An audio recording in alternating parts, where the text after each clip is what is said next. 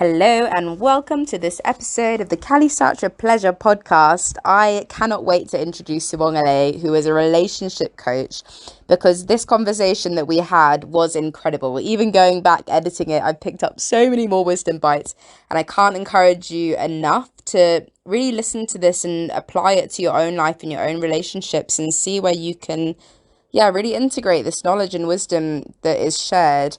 Sibongile speaks so bravely and boldly and courageously, and she really just gets to the point quite practically, actually, of how we can bring more pleasure into our relationships, which is exactly what I was hoping for. So please enjoy this conversation, and I must apologize for the shoddy internet connection on my end, but hopefully there's only a few blips here and there that you can put up with. It's definitely worth it. Sending you so much love. Enjoy. Okay, Sibongile, welcome to the Kalisatra Pleasure Podcast. It's such a joy to have you on. And I'd love you just to introduce yourself a little bit, say hi, and let us know what pleasure means to you. Hi, everyone. My name is Sibongile. Sibongile Tasila Phiri. I am based in Zambia. I am Zambian, and I am a relationship and intuitive coach. I just love getting to work with women and helping them or supporting them in building a stronger connection to their bodies and to the ways their bodies naturally flow, and how then therefore they can influence and speak to relationships in the ways that they know they can, from a really grounded space. And I think that for me ties into the aspect of pleasure. And how at every moment, I strongly believe it is important to do things from a space of how does this feel for me? How does my body respond to this? How does my higher self, my mind, how is it responding to this moment? And if there's any pain at a physical, mental, emotional, spiritual level, then it's a no-go. And that for me is what pleasure is. It's really, really enjoying every aspect of life, which is our birthright. Yeah. And I love what you say about bringing that flow into the body as well, and how that is able to then be moved into relationships. Can you expand a little bit more on that? Yeah, so I'll speak a bit about myself. So when I was really, really now dialing into what I want, and I've done this throughout my life since I was a teenager, I've always made a list of my ideal partner, and it's fine-tuned as I've grown up, So there's always been that for me of tapping into what does Sibongile want? What feeds into the life that Sibongile is building, And I feel that it's important if I'm looking for this person who's going to feed into my life and I'm going to feed into their life, it is important that I know myself at a physical level first. And the physiology for women is something that we've in many spaces been taught to shy away from, in multiple ways. And so we're so far removed from what is my natural flow, actually. What is it that works for me? And if you don't know that for yourself, and you don't know the intricacies of how your body moves and feels in different moments and different situations, when another body is added to that, who you're sharing such an intimate space with and intimate experiences with, it can be so hard, I believe, to navigate around that. And so I think that's very important to begin to really tap into what is my natural flow, and how am I therefore, communicating this to someone else, Yeah. I couldn't agree more. Really couldn't agree more. I actually always start my journeys with my clients with pleasure pillar number 1, which is personalized. And I completely agree. It's just such a foundational thing to get to know yourself and your own body and what you enjoy before you can even think about coming into a relationship with another person and communicating your needs and desires. And because otherwise you can so easily just get lost in their world and what they like doing, especially as a woman, where we've kind of taught to be whatever our husband wants us to be. Yeah, it's crucial. Right. So I love that that's an important part of your work as well. Yeah, but I feel like, you know, the feminine energy is just to go with it, you know, to flow. There's that aspect of it, you know, and in that going with the flow, like you said, you can very much go into the flow of someone else if you are not careful of your own flow, you know, if you're not aware of your own flow. What I find interesting then is some other aspects where this sense of pleasure and maybe the sense of self, but the sense of pleasure more generally has been very important in your relationships. I'll start from conversation. You know, that's really been a big one for me, and it's really been a big determining factor for how far the relationship goes past that point. You know, I'll speak about my current partner, how our initial conversation, there was just a flow to it, and there were certain words that he was using, certain words that I was using, where there was like this, like moments of like, oh, we get each other. There's a moment there, there's a moment there, there's a moment there. And for me, if we're not able to sit and converse, because conversation is really, really important, and understanding each other in the words that you use is really, really important for me. And if there's gaps there, and I feel like I'm constantly having to explain myself, and I want to be very careful here, because there's a misconception that he should just know what I'm thinking, or they should just know what I'm thinking, you know, she, he, whatever you're into should just know, then that is also a problem. But there's a certain way in which, when you're on a certain frequency with someone, that you can say even one word and they get it, you know, and when you're not on that level, then you're having to over-articulate, over-explain, sometimes even defend yourself in ways that you don't have to. So for me, that has been a big one. How are we speaking the same language? And then it's much easier to build from there. And then even in times where there is conflict, because we're speaking the same language, even though it's tough, it is a lot less tougher because there's this undercurrent of understanding, you know? Yeah, absolutely. That kind of resonates into areas of having connection, understanding, conversation, communication. These are all just, I suppose, synonyms for the same thing, but they're such vital aspects of any relationship. And as soon as that communication goes out the window, so does the pleasure, because that's right, you get into that sort of defensive, I've got to explain myself. There's the resentment that comes as well around them not knowing what you're thinking and not providing you with your, maybe you haven't even communicated in the first place. So yeah, it's very toxic very quickly, and that's such a vital thing to bring in. And with you mentioning language as well, I'd love to touch on the 5 love languages and how maybe they've played a role in your relationships. So we've got words of affirmation, acts of service, receiving gifts, quality time, and physical touch. So any of those, if they resonate, how have they been important in your relationship? So I'll speak about my partner. He is very big on physical touch, and I am not. So I love, and he's big on physical touch and quality time. I am very much quality time and acts of service.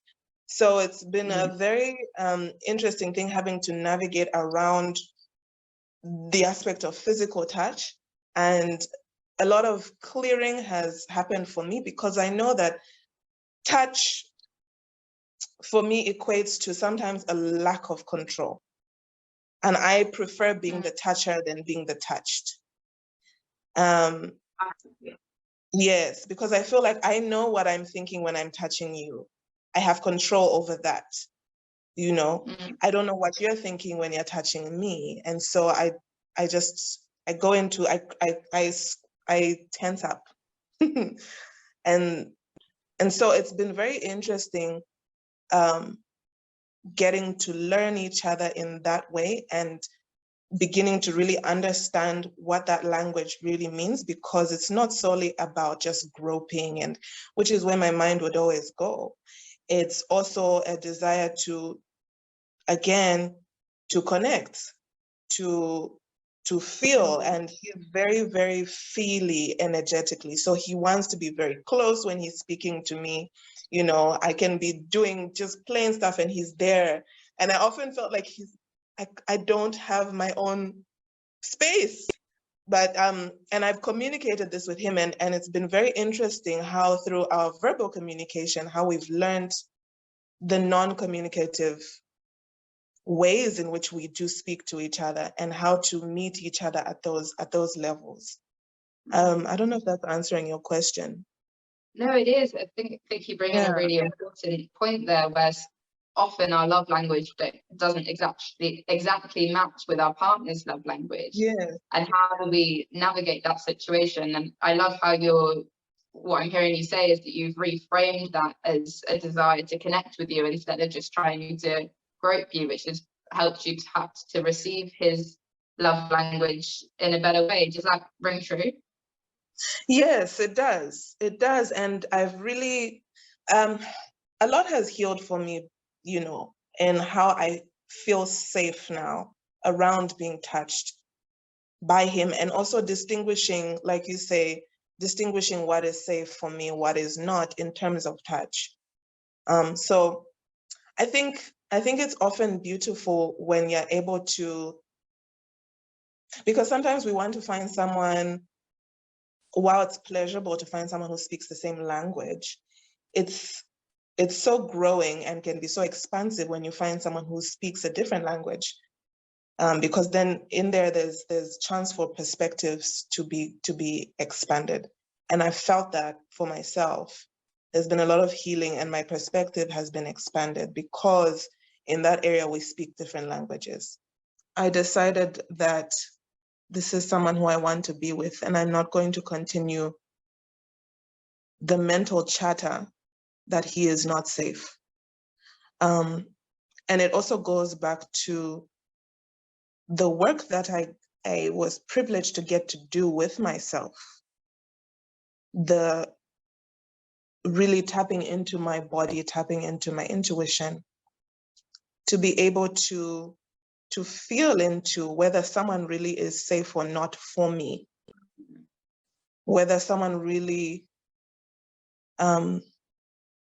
goes with the flow of where I'm at.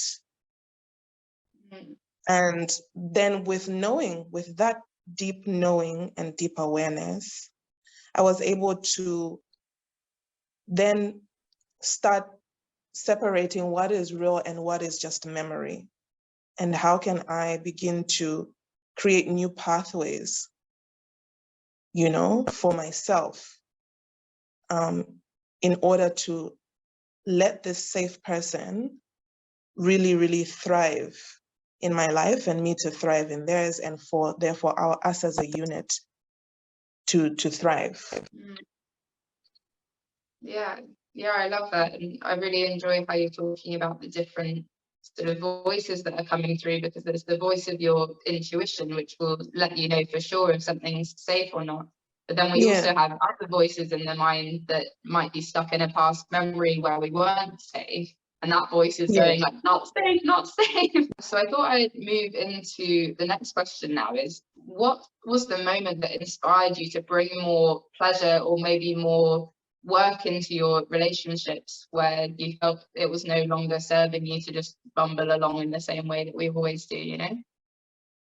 Bumble along in the same way that we always do? What way is that? just in relationships, how we see in movies, or how we see the right way to interact with people just from what we've learned from our parents perhaps, or other people in society. And to actually come around to the point of, no, I want to be more conscious in my relationships and be really intentional about love languages and conversation and things like that. What was the trigger point for you when you thought, this is the work that I want to do? I would say it happened officially, like I said, I've always been this way. I've always been trying to find ways that really work for me in love, romantic love. But then I think that the tipping point for me was, Katie, there have been so many tipping points, but the big tipping point was in 2015, when I had this huge, well, not huge, but it was like a very deep, like a cracking open moment, you know, with this person who I thought I was going to spend the rest of my life with. And I was very, very committed to our relationship and to him. And I had put him on a pedestal, and he could really do no big wrongs, you know. And then the relationship just ended, you know. And I was forced into a space of either I'm going to go mad and kill myself, literally, because I became borderline suicidal, or I must shift. And the two were true. I was still in that state, but that was the time when I prayed the most. I prayed and I prayed and I prayed, because it was too much what I was feeling. And so I think that with all of that prayer and like just wanting something other than, a moment came where I was really asking a lot of questions. I was feeling through it. I was crying through it. I was writing through it. I was a mess. But in this mess and madness that was happening, there was a deep awareness, and that's why I kept going, because like a part of me really knew that this is not what it should be. Something happened that you allowed yourself to be so absorbed in someone else to the point where when it ended, you didn't know what you were. And with all of that, it was important for me to shift. It was important for me to shift. It was a life or death thing for me to shift. So I think that moment in 2015, and it happened, it's not like it was just a shift, it was literally 2 years of depression. And, you know, I became a functional, depressed person, you know? So it was a lot of just questioning and going through it, but the awareness as well that this is not what it should be. There was something that awoke in me that made it very, very aware, made me very, very aware of the need to tap into something else, or to remember something else. Yeah, wow, thank you for sharing that part of your story with us. Yeah, and it seems that you really directly prayed to the universe or God or whatever it might be for you, just to make a shift, even if you didn't know how or where to gather the resources from. You were calling that in over and over again, as hard as it may have been. And then it seems eventually the universe has provided, and you have been able to gather those resources, and you're now at a point where you're actually coaching on this exactly, which is such an incredible journey to have gone through. Yeah. How does it feel to now be at this place in your journey where you do have those resources and knowledge? It feels scary. There's parts of it that feel very, very scary. And I can literally feel like a tightening in my chest, because I think scary because now I feel like, oh shit, now I have these resources. Am I going to use them well? You know, am I Because, you know, it still is a lingering thing. You know, you want what you've been able to achieve to really work. You want to do good. And then if you're now past that point, past the individual state, going to place yourself at a state where you're supporting people through this as well, you want that process to go well. But I was just listening to this talk by Ram Dass, this lecture about consciousness, and he was talking about the idea of clinging and just letting go and just being like, there's another moment, there's another moment, you know. And I think that this is it. This is it. This is just another moment where it's like, there it is. And then to let go of that. So I guess to answer your question, it feels like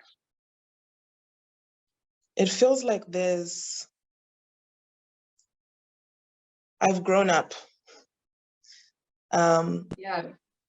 Like I've grown up, and now I'm at a stage where I'm getting to take care of a younger sibling or a first child moment, you know, that the anxiety of your first time doing something that you have some sense of responsibility over.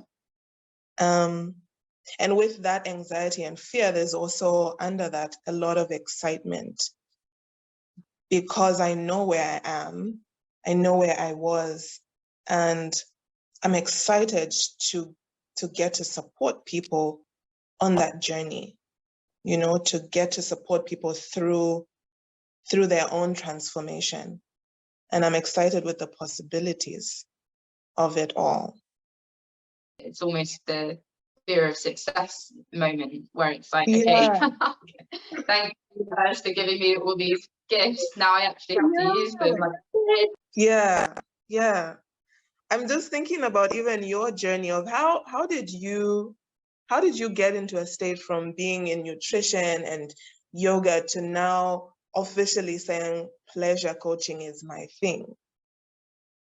Yeah, well, it was similar, I suppose. I was in a bad place, and I asked for the resources to come through around healing sexual trauma, and they've slowly come to me over the years, but it's been a lot of years healing that area of my life, and in the meantime I knew that I wasn't ready to offer that service out into the world, so I was doing the nutrition and the yoga and the hypnotherapy sort of to tide me over until I felt I'd got my shit together enough to actually help other people.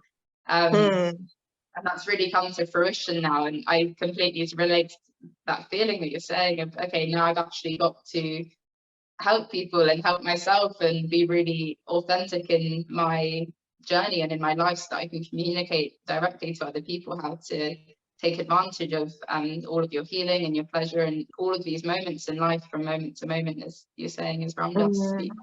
So yeah, that was kind of how it worked out for me. And how does it feel doing what you do? Pleasureful, honestly. Making that shift from being a health coach where I was constantly focusing on health and women's health, it just felt quite toxic to constantly be focusing on my own health all the time. Whereas now focusing on bringing more pleasure into my life and into the world, like just that word pleasure, I love saying it over and over again. So yeah, it definitely feels like what I'm meant to be doing. I love that for you. I love that for you. Thank you. And it leads on to something I wanted to ask you as well, is how could you bring even more pleasure into your relationships? How can you bring more pleasure into your relationships?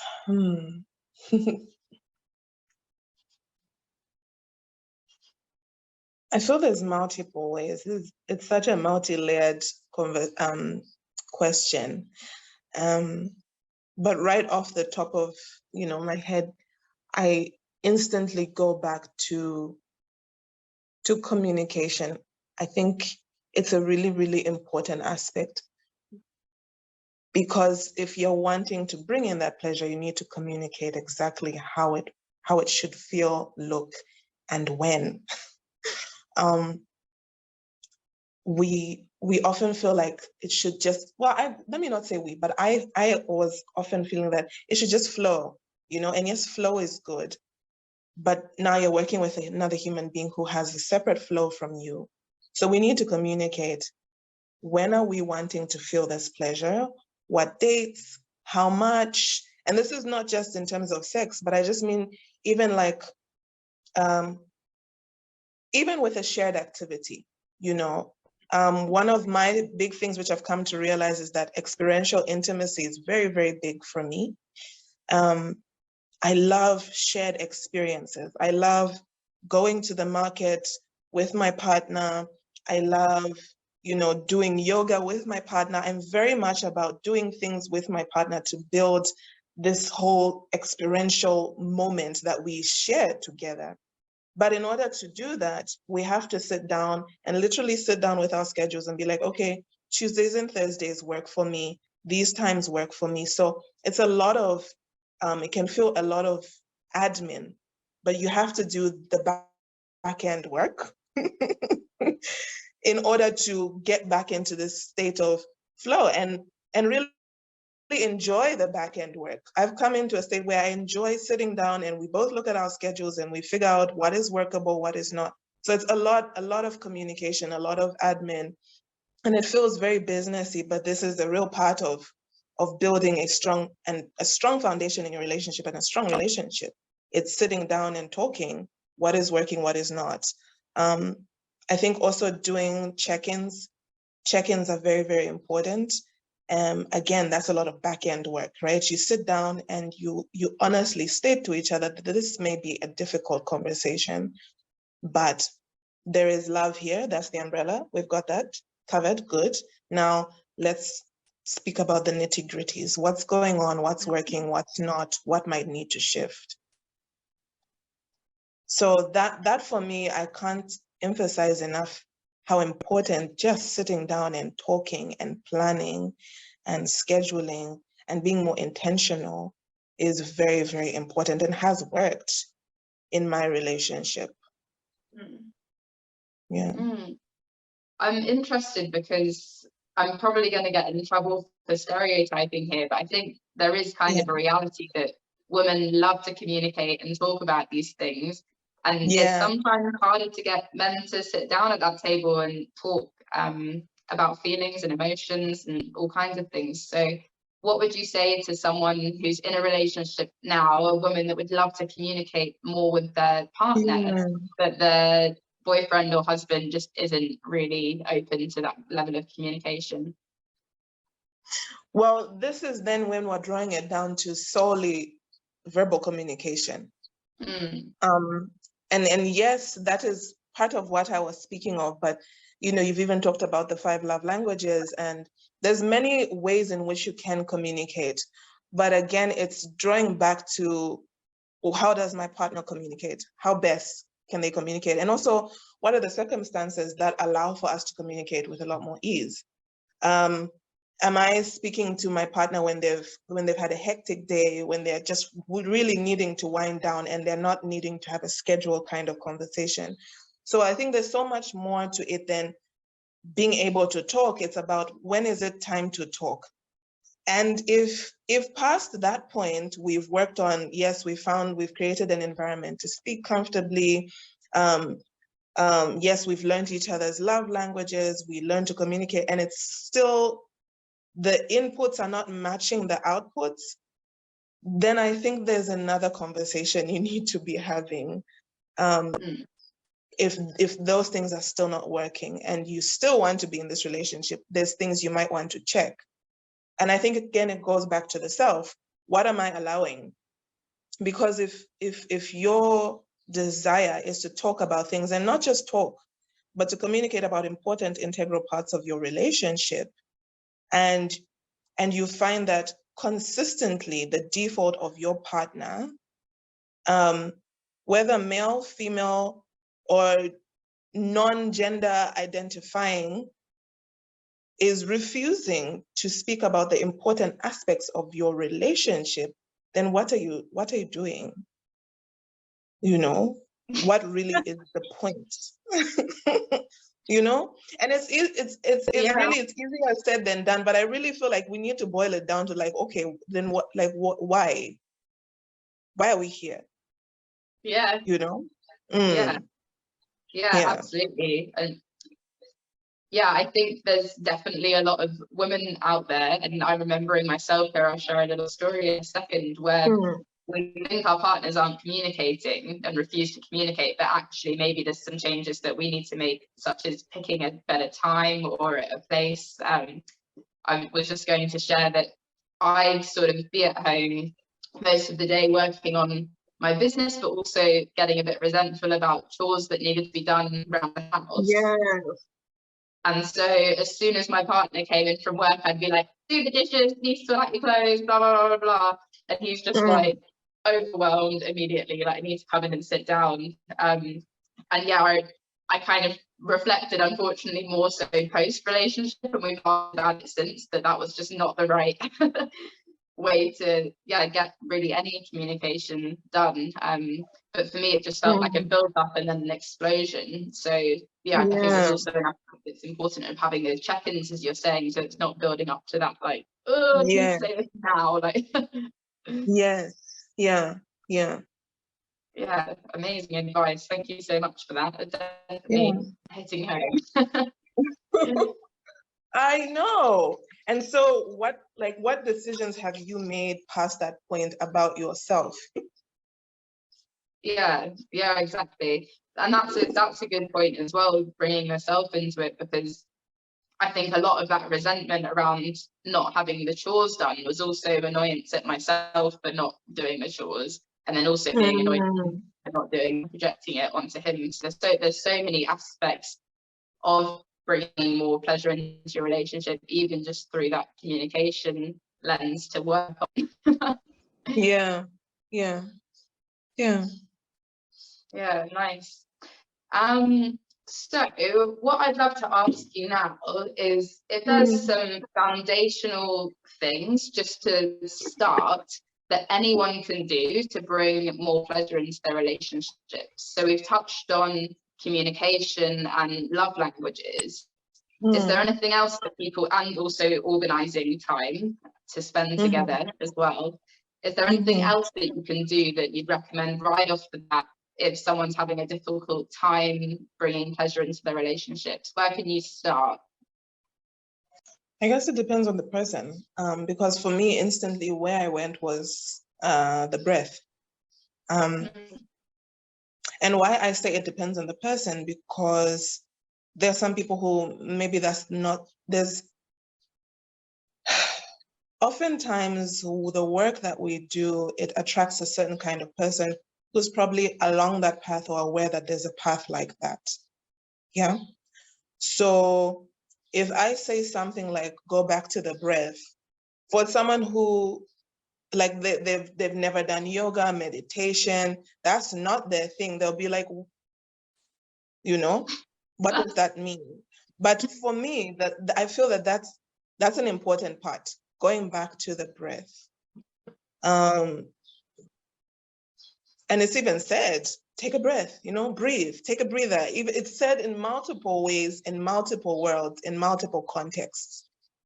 There's so much value. That's literally, you can go for days without food, without water, but your breath is very, very important.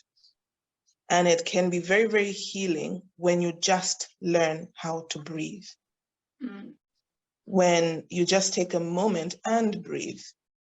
And I think when you can learn more effective ways, I don't want to say right or wrong, but when you can begin to learn and tap into more effective ways of managing your breath, of breathing through things, breathing out of things, there's so much more room for clarity and pleasure to be let in.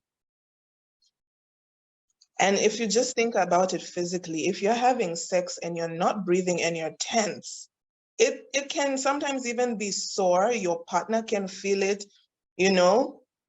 If you're self-pleasuring and you're going through that process, you're not tense, you're breathing, you're moaning, you're going through it, you know. So you begin to feel how important it is to allow air to move through your body. And I would say that for me is a very important place to start. Yeah, I love that. I didn't really expect you to say the breath, and I love how you've explained that and expanded on how important it is. It's actually been a goal of mine, I suppose, in my own self-pleasure practice, to bring more intentional, deeper breaths in, because I just realized how much of a difference it makes to the whole experience. And once you can sort of create that mental space for yourself as well in relationship by coming back to the breath, you're much less likely to have a really reactive response to something that your partner does, because you can take a breath and come from a wiser place instead of like an immature reaction or whatever. And you know, sometimes it is okay to just simply say fuck off. Sometimes it's okay to have those moments. I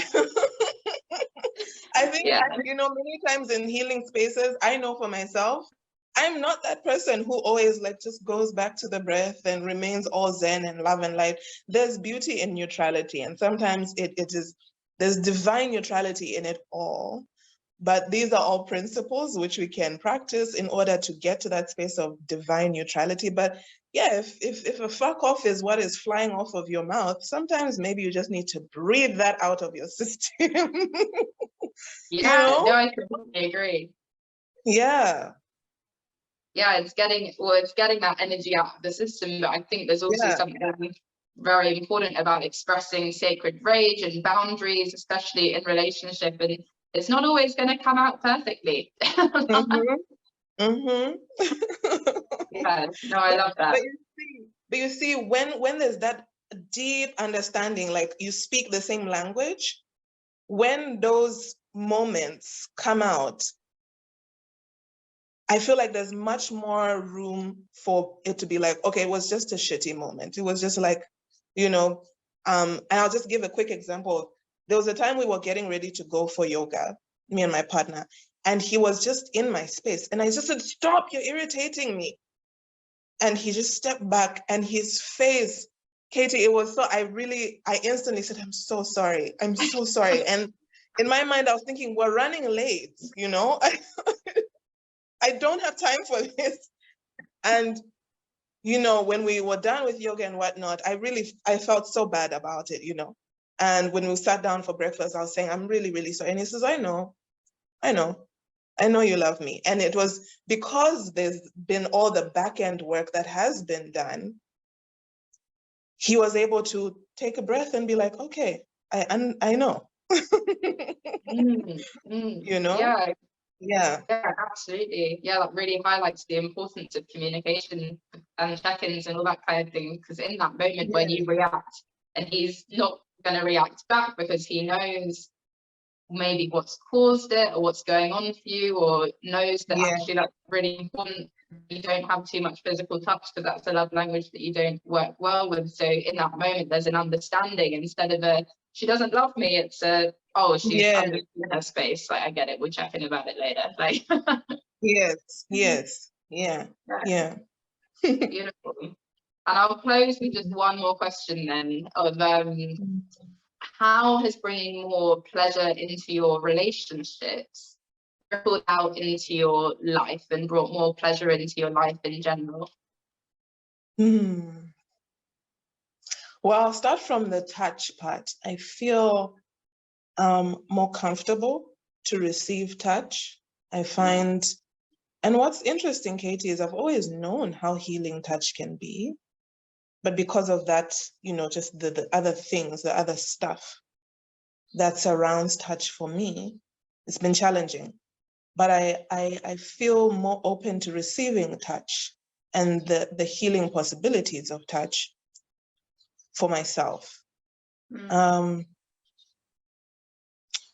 Even the ways in which I relate to my brothers. I have two brothers, and I often felt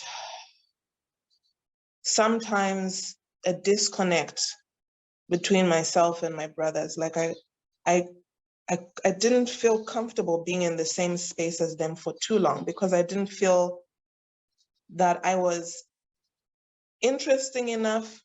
I didn't feel that there was much to talk about, but I just feel by default, and this is really speaking to obviously people who are in heterosexual relationships, right? Who are relating to someone who's of the opposite sex. So I'm speaking from myself. That has shifted for me. Just the other day, my brother came over and I was able to just converse with him as another person, as another being, as an adult going through their own unique experience, because I have accommodated for that in my relationship. The uniqueness and the brilliance of your own journey, you know? And I relish in that, you know, because I've had to accept the autonomy of my partner. It is much easier for me to accept the autonomy of other people whose lives I feel should be mine, you know, whose lives I love so much and want to care over. Now I'm like, oh, okay, I see you more, you know, and I take pleasure in seeing you. So that's a big one for me, the healing possibilities of touch and accepting and loving the autonomy of everyone else. Yeah, wow. That's really incredible and really beautiful. It shows how the way that you do one thing is the way that you do everything, and making improvements in your intimate relationship with your partner can ripple out into your relationship with friends, family, even co-workers, whatever it may be. And we all know that when all of our interactions with people are more enjoyable, that's just great. Whereas if we're arguing or rubbing up against people all the time, it doesn't make us feel good. So I'm really delighted to hear that it's had such a big impact on your life, and I can really see how knowledgeable. I think there's so much more in there about relationships that we haven't even touched on, but it's been beautiful to just get a glimpse of your knowledge and wisdom. So thank you so much for sharing. Thank you, Katie. Yeah, you're welcome. So is there any final things you'd like to leave us with, or as well, just a little bit about your offerings and what you share with the world? Yes. So I have two key offerings at this point. I have one-on-ones where we work together for 3 months, and it's a seven stage framework kind of program, and there's different tools and tips and things that together we can work on and co-create, and it's a really, really great program that I'm excited about, because I love the work that we get to do, and I love that it's who it speaks to. So it really is for women, but I've had 1 or 2 men come to me and say, hey, listen, would you be open? And if I feel that there's a synergy, then yes, we can go ahead and work together. But really my focus is on working with women, mainly single women, who are wanting to, again, tap into the body, strengthen their intuition, and really be equipped with ways of how they can communicate better, communicate the flow of their relationships, and not feel like they're being dragged along. Yes. So those are that's my core one-on-one program. And then I also do group programs, which are at the same length. And then I have an offering where we get to, if you're kind of like on the fence about what kind of work you're looking for, what you want, then there is a 3-hour clarity session that I've just opened as of July, and that it will be running from July up until the end of September. And that one will just be for 3 hours, where we get to sit together and really like thresh out what is going on here and what are the next immediate steps that I can start taking and implementing. And yeah, so I find that the clarity calls are really good for people who are kind of on the fence, not ready to make the investment, you know, but knowing that there is a shift that needs to take place. and I'm able to commit at least for this amount of time, you know? So those are running from July up until September, the clarity sessions. And then obviously we have the 3-month framework, seven stage framework program that we get to work on for 3 months. And of course, I'm offering, you know, exploration calls, free relationship exploration calls for people who also just want to get a deeper sense of the kind of work that we can do together, and for also us to see if we are a good fit to do continued coaching past that point.